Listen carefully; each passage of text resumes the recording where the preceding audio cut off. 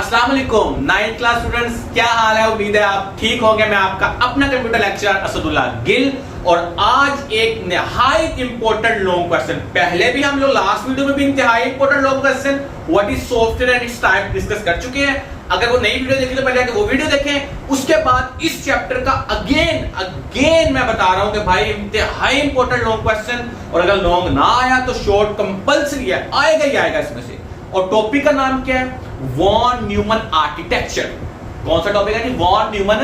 अच्छा, हम लोगों ने बेसिकली पढ़ना है computer architecture, but computer architecture ही अब हम क्या उसको बोलते हैं? वॉन न्यूमन आर्किटेक्चर ही बोलते हैं। अच्छा, सबसे पहले यह समझना होगा कि सर आर्किटेक्चर क्या है।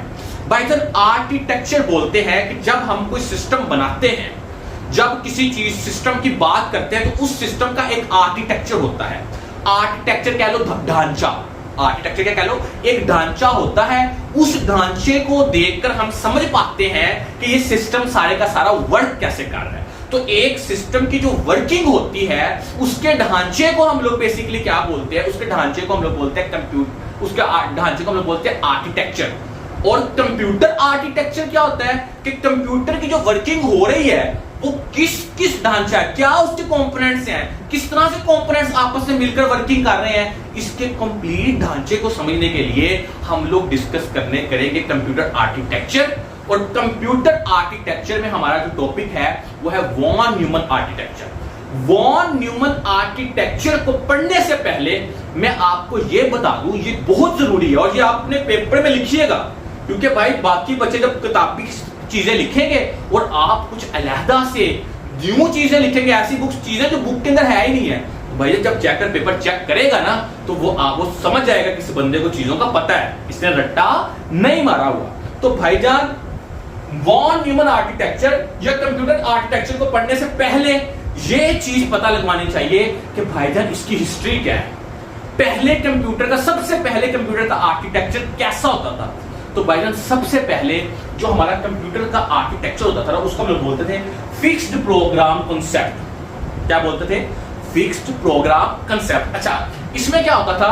इसमें यह होता था कि भाईजान हमारे पास जो कंप्यूटर थे ना उसका साइज बहुत बड़ा था, बड़ा साइज, मतलब कि समझ लें कि आप ये हिसाब लगा लें कि अब रैम है, कितनी सी रैम होती है? बिल्कुल एक स्लाइड सी इतनी सी चिप होती है। पहले रैम के लिए एक पूरी की पूरी एक लाइक बड़ी सी समझ लो कि अलमारी टाइप एक चीज हमें रखनी पड़ती थी। एक रूम होता था, इतना बड़ा कंप्यूटर था रूम जैसा, उसमें रैम अलहदा से लगी हुई है इतनी जगह के ऊपर, ठीक है, रोम अलहदा से लगी हुई है, सीपीयू अलहदा से लगा हुआ है, हर चीज अलहदा थी और डिफरेंट तारों की मदद से वो सारी की सारी कनेक्टिविटी हुई थी और सिस्टम का, कंप्यूटर का साइज बहुत बड़ा था। अच्छा, अब फिक्स्ड कांसेप्ट के अंदर, फिक्स्ड प्रोग्राम कांसेप्ट में क्या होता था कि हर प्रोग्राम, हर काम जो हम करते थे ना उसके लिए हमें सिस्टम की जो अरेंजमेंट थी ना वो चेंज करनी पड़ती थी। फॉर एग्जाम्पल, मैं एग्जाम्पल देता हूँ। फॉर एग्जाम्पल, आपने काम करना है, आपने प्रिंटिंग का काम करवाना है, तो प्रिंटिंग के लिए आपको वहां से तारे उतारकर यहां से तारे उतारकर वहां, सारे कंपोनेंट्स की आपको डायरेक्शंस को चेंज करना पड़ता था। फिर उसके बाद आपने कोई गेमिंग के लिए गेमिंग करनी है तो उसके लिए दोबारा से सारे का सारा आर्किटेक्चर, इसको क्या बोलते थे? कंप्यूटर सबसे पहले इस तरह वर्क कर रहा था, इसको बोलते थे फिक्स्ड प्रोग्राम कांसेप्ट। जैसा प्रोग्राम उस हिसाब से मसला, ये बड़ा एक इशू था।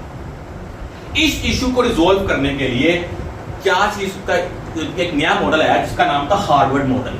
हार्वर्ड मॉडल एज सच किसी बंदे का नहीं था, ना किसी बंदे का नाम है, ये बेसिकली हार्वर्ड यूनिवर्सिटी के अंदर एक पैनल ने इसकी थ्योरी पेश की थी कि भाईजान ऐसे होना चाहिए।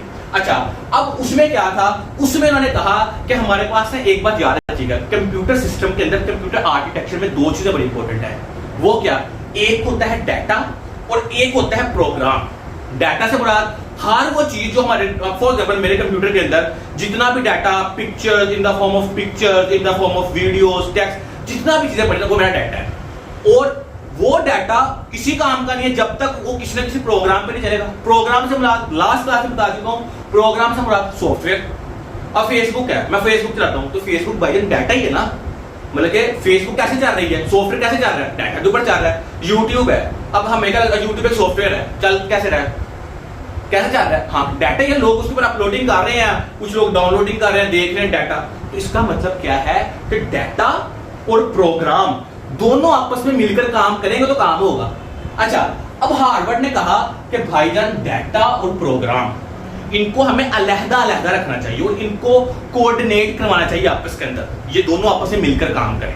अच्छा, जब ये इसके लिए क्या करना पड़ रहा था कि डाटा को हमें अलग मेमोरी में सेव करना पड़ रहा था, प्रोग्राम्स को हमें अलग मेमोरी में सेव करना पड़ रहा था। तो इससे हुआ क्या, इससे वो अरेंजमेंट वाला काम तो हल हो गया, वो जो अलग-अलग तारे वो हल हो गया। बट भाईजान इसके डाटा के लिए हमें अलग से मेमोरी लगाना पड़ती थी, उसके बाद प्रोग्राम के लिए हमें अलग से मेमोरी लगाना पड़ती थी और उनको आपस में कोऑर्डिनेट करना पड़ता था और सिस्टम की स्पीड भी स्लो थी। फिर भाईजान आया 1940 के अंदर एक अमेरिकन मैथमेटिशियन, नाम था जॉन वॉन न्यूमन। उसने 1940 के अंदर ये थ्योरी पेश की। उसने कहा कि भाईजान ये तुम लोग गलत कर रहे हो, मैं तुम लोगों को कंप्यूटर एक ऐसा आर्किटेक्चर देता हूं। और उस आर्किटेक्चर में क्या था, उसने कहा था कि भाईजान जो डाटा और प्रोग्राम है ना, ये आपस में मिलकर काम कर सकते हैं एक ही प्लेटफॉर्म के ऊपर। एक ही प्लेटफॉर्म के ऊपर डाटा और प्रोग्राम आपस में मिलकर काम करेंगे, इससे सिस्टम का साइज भी कम होगा और दूसरी बात क्या होगी कि हमारे पास और क्या होगा, पहले नंबर पे सिस्टम का साइज कम होगा, दूसरे नंबर के ऊपर सिस्टम की एक्यूरेसी और स्पीड बढ़ेगी। और भाईजान अब तक, तब से लेकर अब तक जो कंप्यूटर का आर्किटेक्चर है वो कौन सा आर्किटेक्चर है, वो वही आर्किटेक्चर है जो जॉन वॉन न्यूमन ने कहा था, बताया था। आज भी कंप्यूटर उसी आर्किटेक्चर के ऊपर वर्क कर रहा है। जॉन वॉन न्यूमन ने बताया था कि भाईजान हमारे पास अगर हम लोगों ने कंप्यूटर का आर्किटेक्चर बनाना है तो हमें 3 चीजें चाहिए। कौन कौन सी? पहले नंबर के ऊपर हमें चाहिए मेमोरी, दूसरे नंबर के ऊपर हमें चाहिए सीपीयू और तीसरे नंबर के ऊपर हमें चाहिए आईओ डिवाइसेस। आईओ से मुराद इनपुट आउटपुट डिवाइसेस। और इसके अलावा हम लोग कोई एक्स्ट्रा चीज नहीं लगाएंगे। हमारे कंप्यूटर का छोटे से छोटा और बड़े से बड़ा काम यही परफॉर्म करेंगे और एक मेमोरी के अंदर ही परफॉर्म करेंगे। अब मैंने कहा कि भाईजान हार्वर्ड ने क्या कहा, हार्वर्ड ने कहा कि भाईजान कि डाटा और प्रोग्राम अलग-अलग मेमोरी में, बट जॉन वॉन न्यूमन ने कहा कि भाईजान नहीं, एक ही मेमोरी के अंदर वर्किंग होगी, डाटा और प्रोग्राम इकट्ठे काम करेगा। आप देख लें, अब जितना भी हमारा सिस्टम है उसके अंदर क्या है कि भाईजान डाटा और क्या चीज, प्रोग्राम आपस में मिलकर काम कर रहे हैं। अच्छा, अब इसकी वर्किंग क्या है, इसके कंपोनेंट क्या है, ये हम लोग अगले वीडियो में डिस्कस करेंगे। तो अभी मुझे लगता है आपको समझ लग गई होगी कि बेसिकली जॉन वॉन न्यूमन का जो आर्किटेक्चर था, अब हम लोग उसी को कंप्यूटर आर्किटेक्चर बोलते हैं। और कंप्यूटर आर्किटेक्चर, जो आप कंप्यूटर आर्किटेक्चर चाह रहे, जारी बात है जॉन वॉन न्यूमन का है, इसके कौन कौन से कंपोनेंट होते हैं ये हम लोग अपनी अगली वीडियो में डिस्कस करेंगे।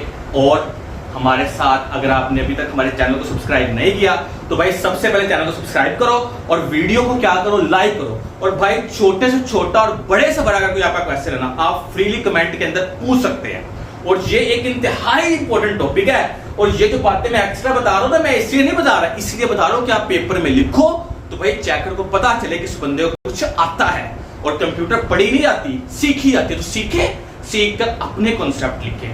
अगली वीडियोस जिसका टाइटल होगा क्या, कंपोनेंट ऑफ कंप्यूटर आर्किटेक्चर, उसको लाजमी देखें। आपसे अगली वीडियो में मुलाकात होती है। अल्लाह हाफिज।